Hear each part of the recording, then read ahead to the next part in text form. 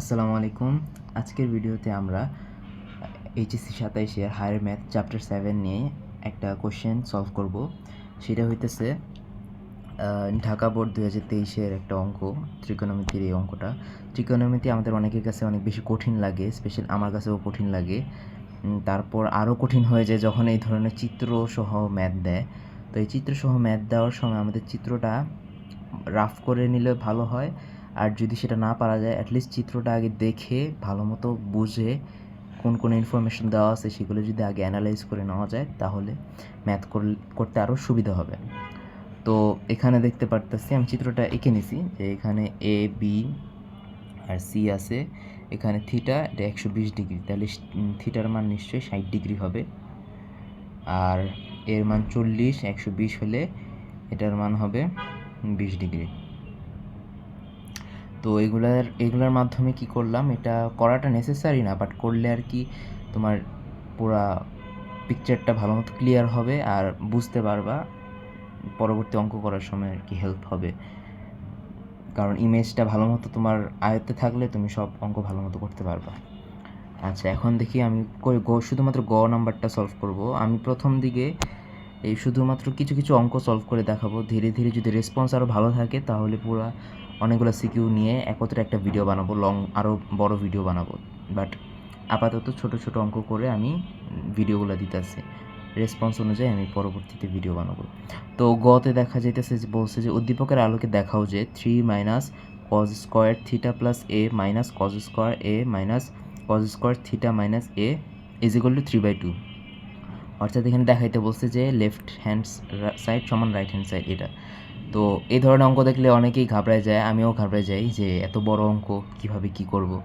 কিন্তু সবার আগে মাথায় রাখতে হবে যে ম্যাথ মোটেও কঠিন না, এই জিনিসটা মাথায় রাখতে হবে যে এটা সহজ, আমি পারবো। আর সূত্রগুলো যদি মাথায় থাকে তাহলে আসলেই পারবা। বাট প্রথমে যদি ভেবে রাখো যে পারবো না তাহলে এই জিনিসটা করা কঠিন হয়ে যায়। আচ্ছা, আমি প্রথমে লিখে রাখি কি সলভ করতে বলছে।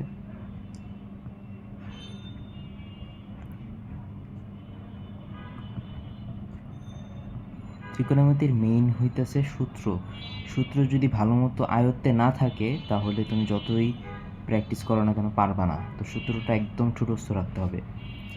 তো এখানে বলছে, আচ্ছা ধীরে ধীরে এখন আমরা করি, এটা হচ্ছে লেফট হ্যান্ড সাইড, ঠিক আছে। তো ম্যাথটা আমরা করা শুরু করি। এই যে দেখছো থিটা প্লাস এ, এখানে থিটার মান আগেই বের করে রাখছে 60 ডিগ্রি, এর মান 20 ডিগ্রি, তাহলে 60 আর 20 করলে কত হয়, 80 ডিগ্রি। তো 80 ডিগ্রি মাইনাস কজ স্কোয়ার এর মান হইতেছে 20 degree minus cos square theta minus এ 60 মাইনাস 20 মানে 40 ডিগ্রি। ঠিক আছে, একদম সিম্পলিফাই করলাম, এর চেয়ে সিম্পলিফাই আর হয় না। তো ত্রিকোণমিতি মেইন হইতেছে কোনো কিছু যদি সিম্পলিফাই না থাকে তাহলে সিম্পলিফাইড করবা, যত সিম্পলিফাইড করা যায় তত ভালো মতো সূত্র অ্যাপ্লাই করে অ্যান্সার বের করা যাবে। তো এখন সিম্পলিফাইড করলাম। এখন আমাদের হইতেছে, দেখো এখানে কি বলছে, কজ স্কোয়ার। আমরা কিন্তু কজ স্কোয়ার নিয়ে ত্রিকোণমিতি একটা সূত্র আছে, যে এই যে এই সূত্রটা আমি লিখে রাখছি, 2 cos square theta equal to 1 plus cos 2 theta. তো এই সূত্রটা আমরা ইউজ করার জন্য আমার 2 লাগবে cos স্কোয়ার থিটার আগে। এখন 2 নাই, কী করব, 2 এক্সট্রা এনে নেব জোর করে আনার জন্য আমি প্রথমে হাফ দিয়ে গুণ করবো আর কি পুরোটাকে। তাহলে এটা হয় x minus cos square 80 degree minus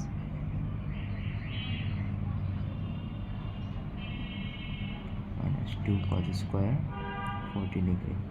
ঠিক আছে, এখানে হাফ আনার ফলে কি 3 হয়ে গেল এটা, আর এটা হচ্ছে 2 উঠে যাইতেছে, মানে বেসিক্যালি হাফ কমন নিলাম আর কি, যে সূত্রে ফালানোর জন্য। তো এখন কি করতে হবে, 2 cos স্কোয়ার থিটা, এই যে 2 cos স্কোয়ার থিটা এই সূত্রে এসে গেছে, এখন সূত্রটা জাস্ট বসাই দিব সিম্পলি। আচ্ছা, এটা থার্ড ব্র্যাকেট দিয়ে রাখি, ঠিক আছে। তাহলে 1 plus cos theta cos 2 theta 2 into 80, 2 cos square theta হচ্ছে 1 প্লাস cos 2 থিটা। আচ্ছা, সেকেন্ড ব্র্যাকেট দিই যেহেতু ফার্স্ট ব্র্যাকেট আছেই। সরি, এই ব্র্যাকেটে একটু ঝামেলা হয়ে গেছে, বাট আশা করি বোঝা যাবে। 2 cos স্কোয়ার থিটার এটা আবার যদি করি তাহলে হয় 1 প্লাস 2 থিটা, আবার করতে হবে যে 1 প্লাস cos 2 ইন্টু থিটা। তো এখন আমরা জাস্ট অঙ্কটা করে যাব, আর কোনো এখানে মাথা কাটানোর কিছু নেই, জাস্ট অঙ্ক করে যাব, শেষ। 1 প্লাস এখানে ব্র্যাকেটগুলো যদি উঠাই দিই তাহলে হয় minus cos 160 degree minus 1 minus cos 40 degree minus 1 minus cos 80 degree. আচ্ছা, হয়ে গেছে।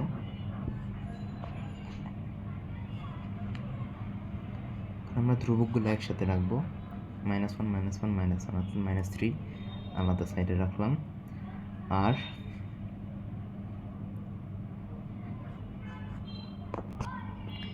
এই ক্ষেত্রে এখানে দেখতেছি আমরা 160 আছে, 40 আছে, 80 আছে। এখন কোনটার সাথে কোনটা নিব?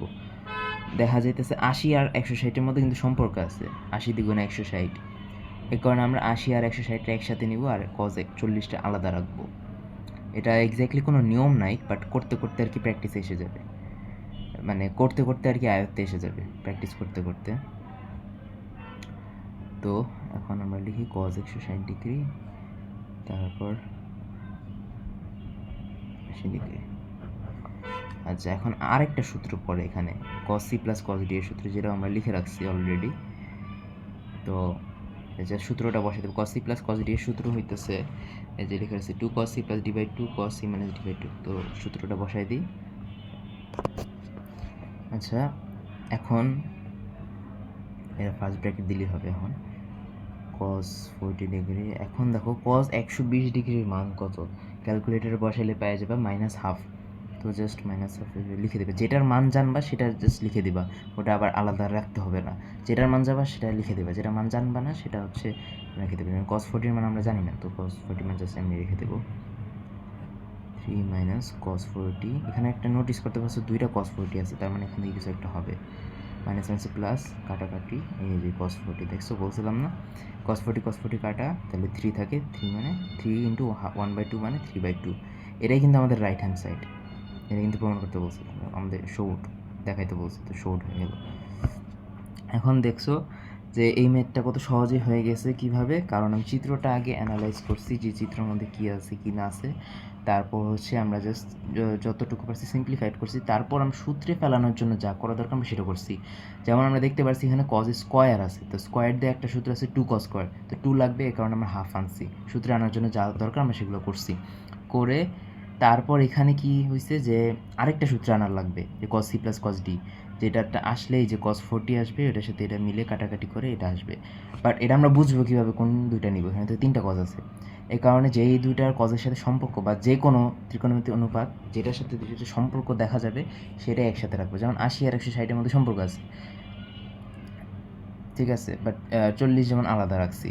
তো এরকম 80 আর 160 আলাদা রেখে তারপর জাস্ট সূত্রটা বসাইছি, সূত্র বসায় যোগ বিয়োগ করছি, এই যে বের হয়ে গেছে। তো ত্রিকোণমিতি সহজ, যদি ভালো মতো প্র্যাকটিস করতে করতে ত্রিকোণমিতি আরও ভালো হবে। আর আমারও ত্রিকোণমিতি অত বেশি ভালো না, বাট আমি ধীরে ধীরে প্র্যাকটিস করতেছি, তোমরা প্র্যাকটিস করতে থাকো, তাহলে আরও ভালো হয়ে যাবে। আর সবচেয়ে মেইন কথা হইতেছে তোমার সূত্রটা মুখস্থ রাখতে হবে।